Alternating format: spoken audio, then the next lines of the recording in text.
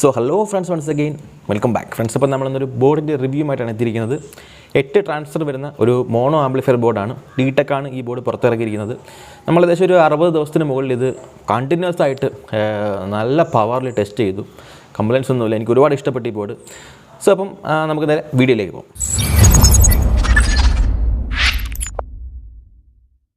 So friends, അപ്പോൾ വീഡിയോയിലേക്ക് പോകുന്നതിന് നിങ്ങൾ ഈ ചാനൽ ആദ്യമായിട്ട് കാണുന്നെങ്കിൽ ദയവായി ചാനൽ സബ്സ്ക്രൈബ് ചെയ്യുക. സബ്സ്ക്രൈബ് ചെയ്താൽ മാത്രം പോരാ, തൊട്ടടുത്തായിട്ടൊരു ബെല്ലൈക്കനുണ്ട്. ആ മണി നൈസ് അടിച്ചേക്കുക. അപ്പോൾ ഞാൻ പുതിയ വീഡിയോസ് അപ്ലോഡ് ചെയ്യുമ്പോൾ നോട്ടിഫിക്കേഷൻ നിങ്ങൾക്ക് ഓൺ ടൈം കിട്ടുന്നതായിരിക്കും. ഫ്രണ്ട്സ്, അപ്പോൾ ഇതാണ് നമ്മുടെ Dtechൻ്റെ 8 transistor mono amplifier board. So എന്തായാലും നമുക്ക് അറ്റ് ഫസ്റ്റ് നമുക്കിതിൻ്റെ ഒരു ബിൽഡ് ക്വാളിറ്റിയെ പറ്റി നോക്കാം. PCBയിലേക്ക് നോക്കുകയാണെങ്കിൽ ഒരു ബ്ലാക്ക് കളർ PCB ആണ് അവർ കൊടുത്തിരിക്കുന്നത്. ഗ്ലാസ് എപ്പോക്സി മെറ്റീരിയൽ യൂസ് ചെയ്തിരിക്കുന്ന ഒരു PCB ആണ്. അത്യാവശ്യം നല്ല ക്വാളിറ്റിയുള്ള PCB ആണ്.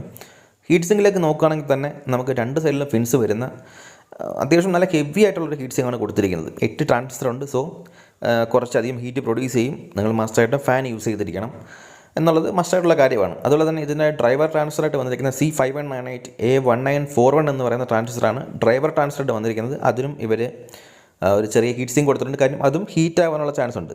ടോട്ടലി ഹീറ്റ് പ്രൊട്ടക്ഷൻ സാധ്യമായിട്ടുള്ള സ്ഥലങ്ങളിലെല്ലാം തന്നെ അവർ കൃത്യമായിട്ട് അതിന് വേണ്ടുന്ന പ്രിക്കോഷൻസ് എടുത്തിട്ടുണ്ട്.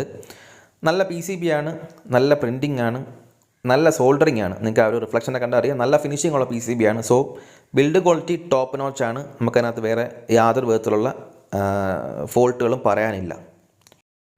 സോ ഫ്രണ്ട്സ്, ഇപ്പോൾ അടുത്തായിട്ട് നമുക്കിതിൻ്റെ കമ്പോണൻസിൻ്റെ ക്വാളിറ്റിയോടെ ഒന്ന് നോക്കാം. അത്യാവശ്യം നല്ല ക്വാളിറ്റിയുള്ള കമ്പോണൻസ് ആണ് യൂസ് ചെയ്തിരിക്കുന്നത്. ഇതിൻ്റെ ഔട്ട്പുട്ട് സ്റ്റേജിലേക്ക് വരികയാണെങ്കിൽ പവർ ട്രാൻസ്ഫറായിട്ട് യൂസ് ചെയ്തിരിക്കുന്നത് 52001943 ആണ്. അതുപോലെ തന്നെ ഡ്രൈവറായിട്ട് 51981941 ആണ്.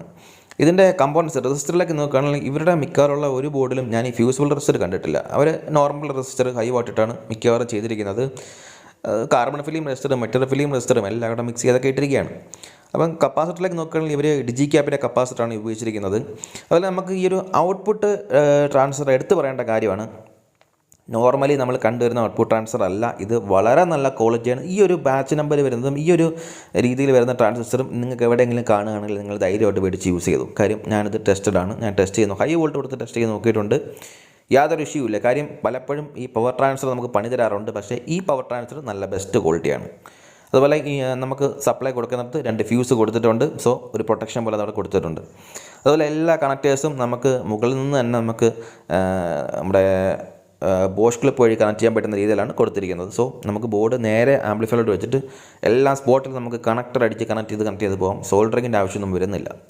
സോ പ്ലഗ് ആൻഡ് പ്ലേ ആയിട്ടുള്ളൊരു ബോർഡാണിത്. കമ്പോണൻസ് ക്വാളിറ്റി എല്ലാം അത്യാവശ്യം നല്ല ക്വാളിറ്റിയുള്ള കമ്പോണൻസ് ആണ്. സോ നമുക്കിനി കണക്ഷനിലേക്ക് പോകാം. ഇവിടെയാണ് നമുക്ക് ഇതിൻ്റെ പോസിറ്റീവ് കണക്ഷൻ വന്നിരിക്കുന്നത്.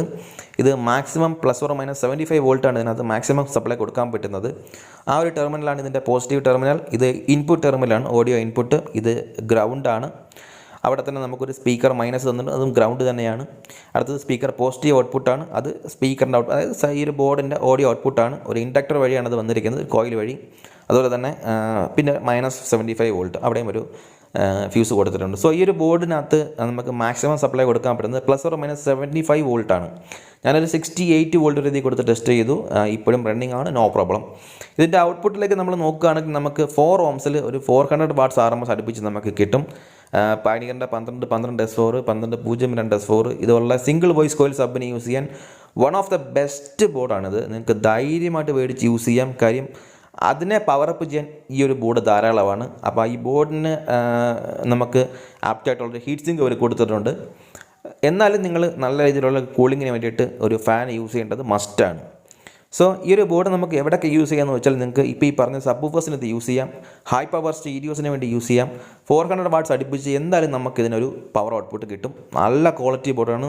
നിങ്ങൾക്ക് എല്ലാവർക്കും ട്രൈ ചെയ്ത് നോക്കാവുന്നതാണ് ഫ്രണ്ട്സ്. അപ്പോൾ അതുപോലെ തന്നെ ഈ ബോർഡിൻ്റെ പ്രൈസിങ്ങിലേക്ക് വരുമ്പോഴേക്കും നമുക്ക് ഏകദേശം ഒരു 2000 രൂപയ്ക്ക് അകത്ത് മേടിക്കാൻ പറ്റുന്ന ഒരു ബോർഡാണിത്. 8 ട്രാൻസ്ഫർ ബോർഡാണെങ്കിൽ പോലും 2000 രൂപയ്ക്ക് അകത്ത് ഇതിന് വിലയുള്ളൂ. അതുപോലെ തന്നെ ഈ ഒരു ബോർഡിനകത്ത് ഒരൊറ്റ കമ്പോണൻസിൻ്റെ വാല്യൂ പോലും അവർ ഇറേസ് ചെയ്ത് കളഞ്ഞിട്ടില്ല.